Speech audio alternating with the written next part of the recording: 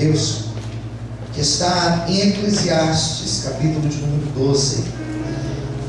Tem Salmos, depois de Salmos tem Provérbios, depois de Provérbios nós temos Eclesiastes, capítulo de número 12. Hoje eu vou ler 9 versículos. Eclesiastes, capítulo 12, versículo 1 a seguir. Olhou para o lado, viu que o seu irmão está sem a Bíblia? Convide ele para ler junto com você. Eclesiastes 12, versículo 1, diz assim. Posso ler? Quem já encontrou, diga amém. Tá bom. Lembra-te do teu, qual é a palavra que tem aí? Fraco do teu? Os dias da tua mocidade. Antes que venham os dias maus, cheios anos dos quais venham a dizer, não tenho neles contentamento. Antes que se escureçam o sol e a luz, e a lua e as estrelas, e tornem vir as nuvens depois da chuva. No dia em que tremerem os guardas da casa e se curvarem os homens fortes, e cessarem os moedores por serem poucos, e se escurecerem os que olham pelas janelas, e as duas portas da rua se fecharem por causa do baixo ruído da moedura, se levantar a voz das aves, e todas as vozes do canto se baixarem.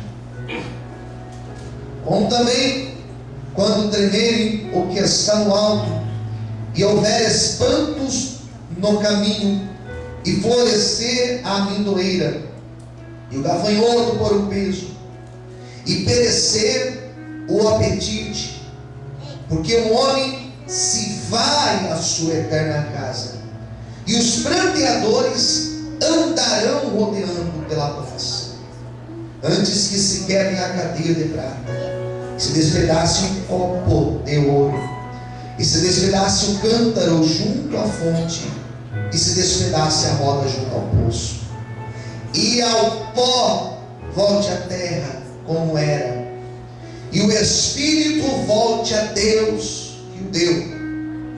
Vaidade de vaidade, diz o pregador, tudo é vaidade.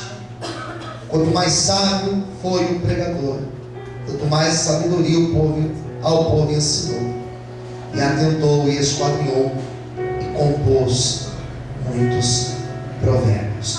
Eu ia ler até aqui, mas eu quero ler o 13 para finalizar. De tudo que se tem ouvido, o fim é: teme a Deus e guarda os seus mandamentos, porque este é o dever de todo homem. Vamos orar? Feche os olhos. Senhor meu Deus e Pai, venha revelar a Tua palavra nesta noite. Estamos aqui para ouvir a Tua voz, Senhor. Venha nos abençoar de uma maneira gloriosa. É o que eu te peço e te agradeço, em nome de Jesus. Amém. Você pode aplaudir ao Senhor nesta noite.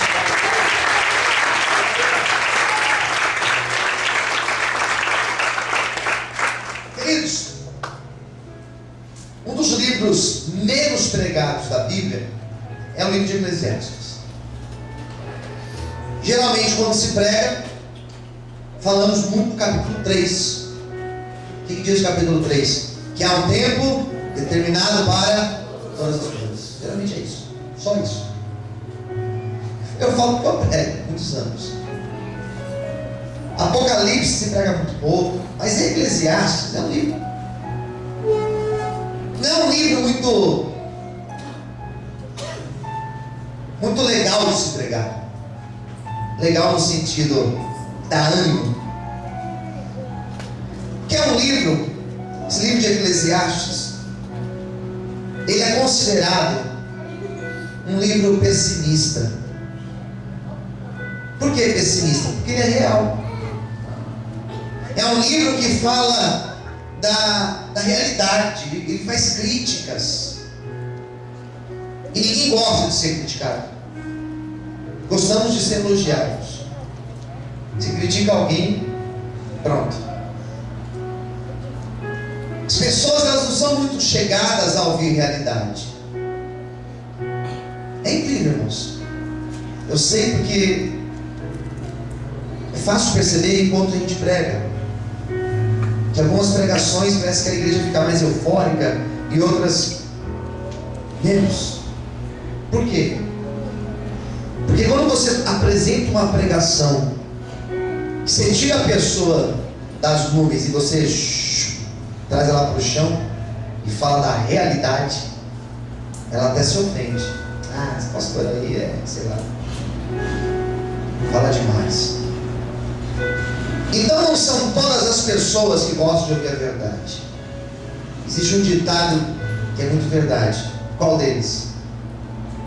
Aquela expressão, me engana que eu gosto. Tem gente que é isso, me engana que eu gosto. Então esse livro, que foi escrito próximo ao século III, período quando os gregos dominavam, antes de Cristo, né? Quando os gregos dominavam a região da Palestina, o conhecimento grego foi importante, porque trouxe cultura, trouxe informações. Então, culturalmente, o povo cresceu. Esse livro aqui de Eclesiastes foi um sábio desta época.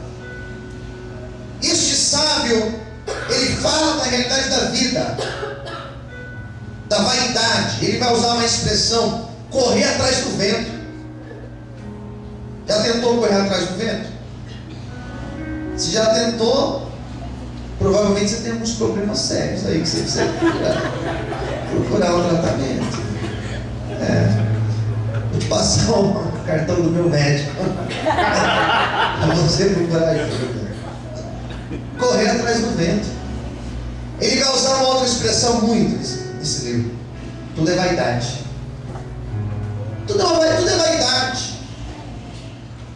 Então ele fala nesse capítulo 12, não dá tempo da gente falar ou tentar falar de tudo do livro, mas de forma bem sintética. Ele fala muito da troca de valores.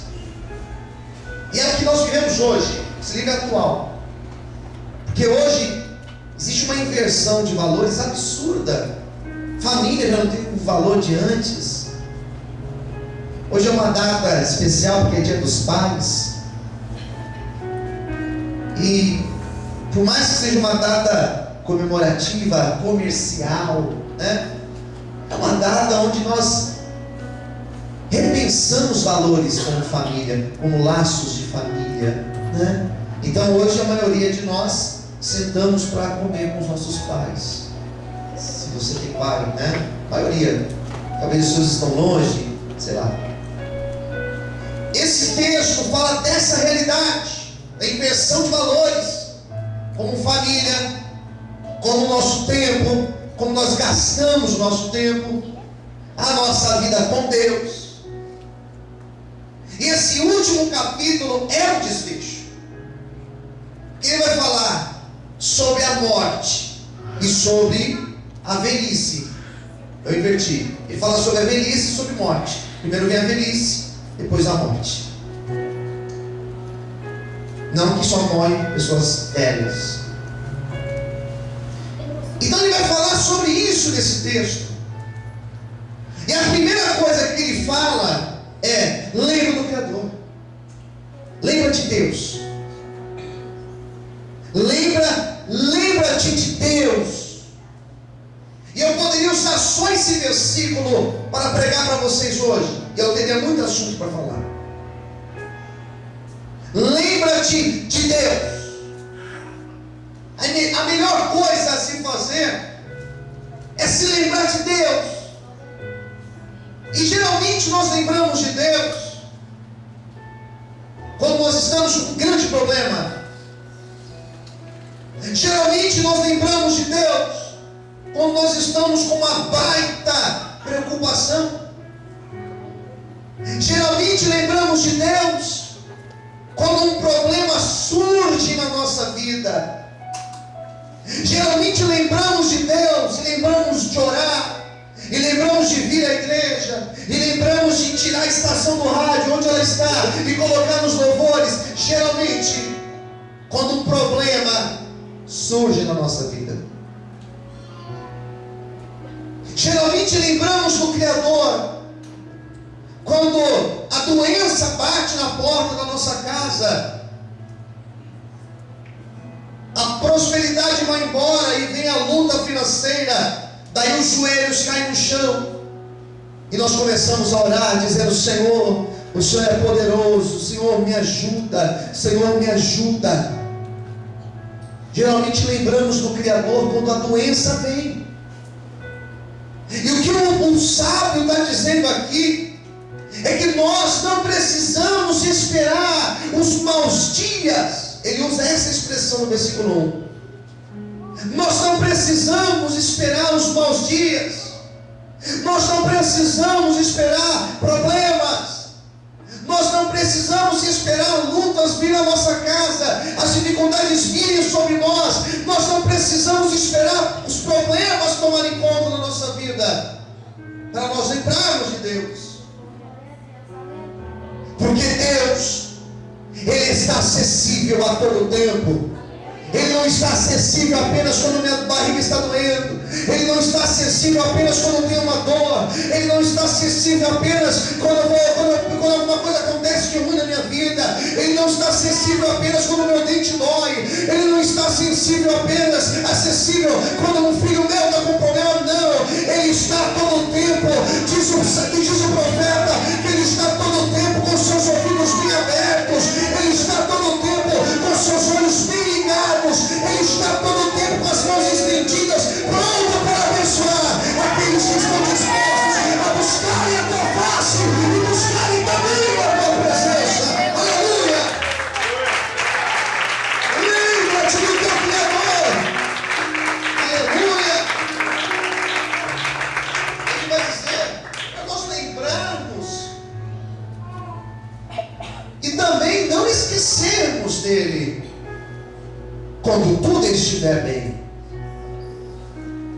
Lembrar sempre e não esquecer quando vier o momento da honra.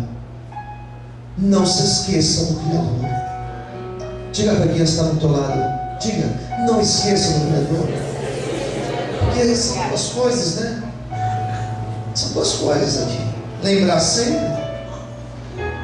Quando Ele te abençoar, quando Ele te tirar dessa, quem vai te tirar dessa? Você não merece, eu também não mereço. Mas Ele vai ajudar a gente. Graças a Deus por isso. Quando Ele te der o livramento, não esqueça. Quando Ele abrir a porta, não esqueça. Quando Ele te levantar novamente, não esqueça. Quando Ele colocar você naquela cadeira de exaltação que Ele disse que vai te colocar um dia, não se esqueça dele.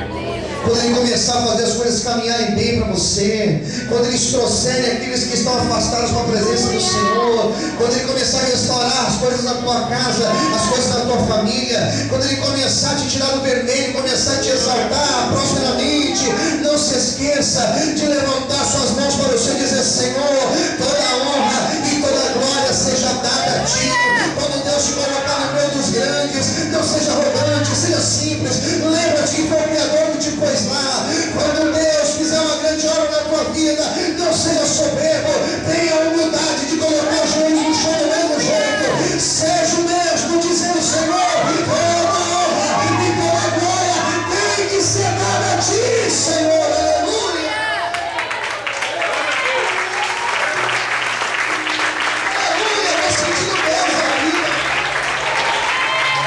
Eu estou sentindo que Deus não vai estar liberando aqui hoje. E quando Ele mudar, não se esqueça. Quando Ele te salvar, não se esqueça. Continue sendo o mesmo. Glória a Deus. Glória a Deus. Continue sendo o mesmo quando Deus te abençoar. Olha, tem pessoas que são insuportáveis, irmãos. Deus abençoa um pouquinho, ele já se acha melhor que o outro. É não é verdade, irmãos? Quem concorda, diga amém. Consegue um empreguinho melhor, irmãos. Consegue um carguinho melhor. Compra um carrinho aí e já começa a achar que sai fora, irmãos. As pessoas que não sabem o que Deus pode fazer. Quando o texto fala, para nós lembrarmos do Criador, em suma, o texto está dizendo que é bom andar com o Criador, que é bom você ter esse relacionamento com Ele, que é o Criador. Na verdade, nós que deveríamos falar: ô Criador, não se esqueça de nós. Que somos nós, irmãos? Na verdade, nós que deveríamos falar: Deus, tenha misericórdia.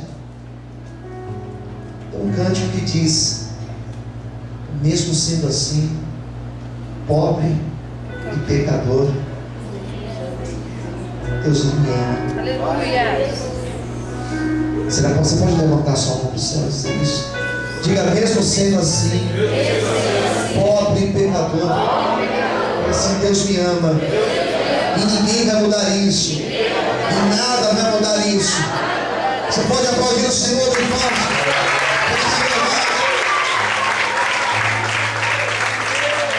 Glória a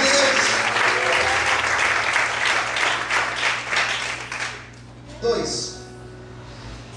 Ele vai falar que todas as coisas relacionadas ao homem, todas elas são coisas passageiras. Tudo. O emprego é passageiro. A beleza, passageira. A saúde, passageira. Tudo relacionado ao homem, tudo é passageiro demais. Alguns textos vão fazer comparações, só para você entender um pouquinho. Alguns salmos vão dizer, o Salmo 37, por exemplo, vai dizer que o homem, ele é comparado, olha que comparação, ele é comparado a um pé de alface. Pé de alface, que você tira da terra e daqui a pouco as folhas já estão roxas.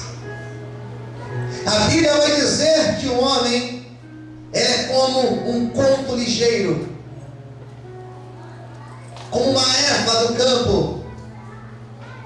Vai dizer que o homem é algo extremamente fugaz, que a vida do homem é fugaz, como os barcos veleiros que passam, como os mensageiros, como o carteiro que passa na rua da tua casa e você nem percebeu. A vida, ela passa, e nós ficamos aí apegados a algumas coisas, ficamos presos em algumas coisas, e a nossa vida, ela se torna um martírio, ela se torna um negócio terrível, porque estamos presos ao passado, estamos presos ao rancor. Eu tenho visto pessoas dentro da igreja dizendo a seguinte frase: eu não perdoo fulano, jamais vão me esquecer o que fizeram comigo. E pior que existem uns louvores aí que são bem vingativos, né? Tem uns louvores aí que você prestar atenção na letra, olha, é vingativo o negócio, bem vingativo. E às vezes a pessoa, ela está presa a isso, apegada a essas coisas, apegada a bens materiais. Vão roubar a pessoa, vem um ladrão para roubar o celular. Não, o meu celular não entrega, eu não vou entregar meu celular. O ladrão vai lá, pega a arma e mata a pessoa. Tem a ironia do destino, o celular ainda está vivo, e a pessoa morre.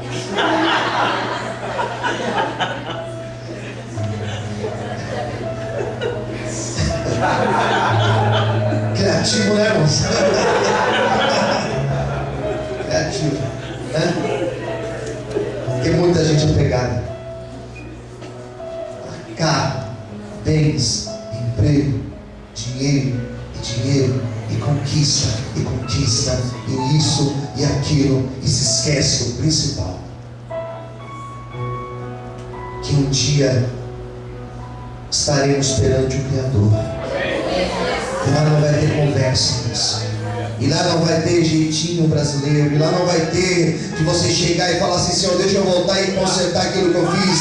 Deixa eu tentar voltar, Senhor, e fazer melhor. Não, a chance de fazer melhor é agora. Por isso, aproveite a oportunidade que o Senhor está te dando de você mudar e fazer algo melhor a partir de hoje. Aleluia! Vamos fazer a partir do Senhor.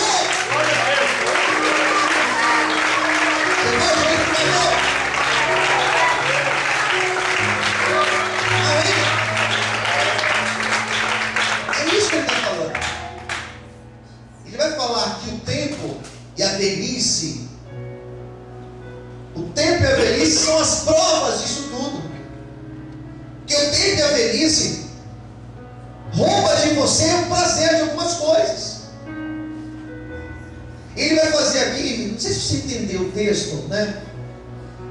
Talvez numa primeira leitura a gente não consiga entender muito bem, mas ele usa as metáforas, né? Ele fala dos dentes enfraquecidos, fala dos olhos que não conseguem enxergar tão bem, dos ouvidos, né? Ele usa algumas expressões assim, metáforas, é uma poesia isso aqui. Mas o que ele está dizendo? Que quando a velhice vem, a pessoa começa a se curvar, e toda aquela soberba começa a ficar lá para trás. Quem entendeu, diga amém. E alguns chegam na velhice num ponto tão triste que se tornam como crianças. É verdade? E às vezes nós achamos que isso daí jamais irá acontecer conosco.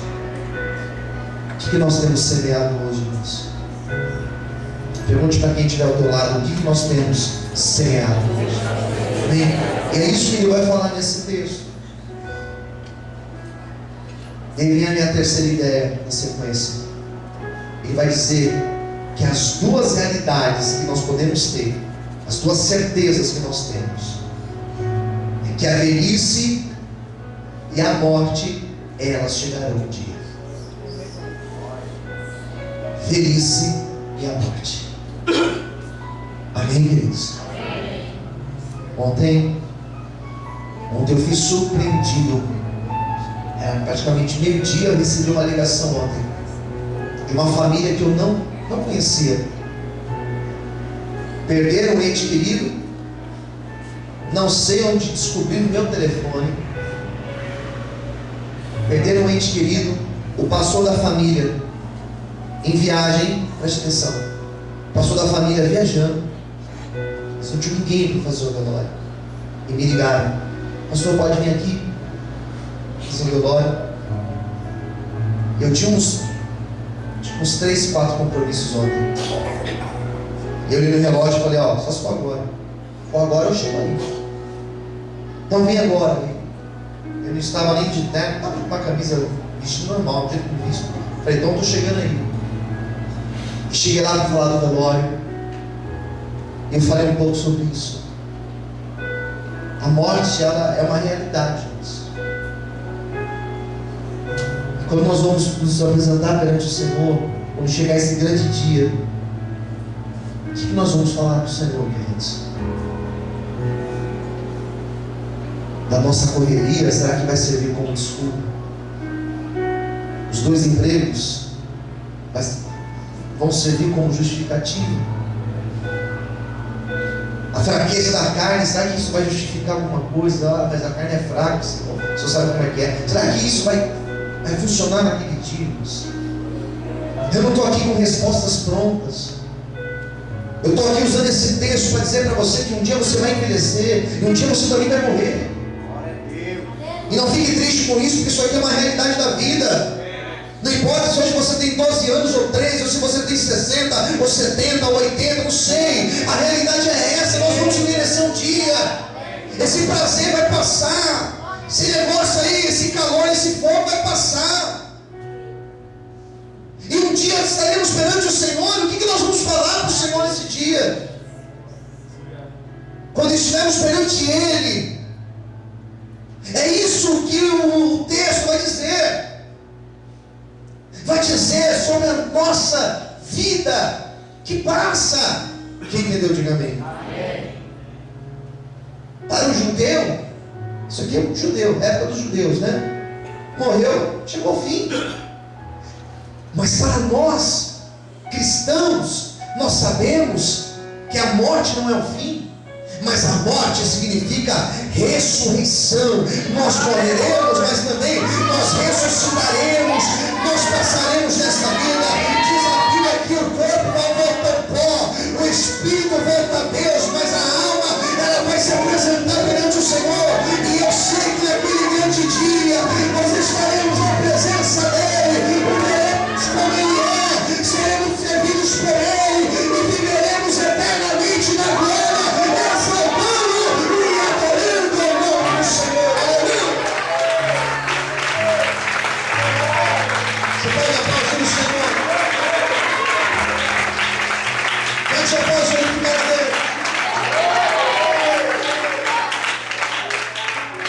Amém, queridos?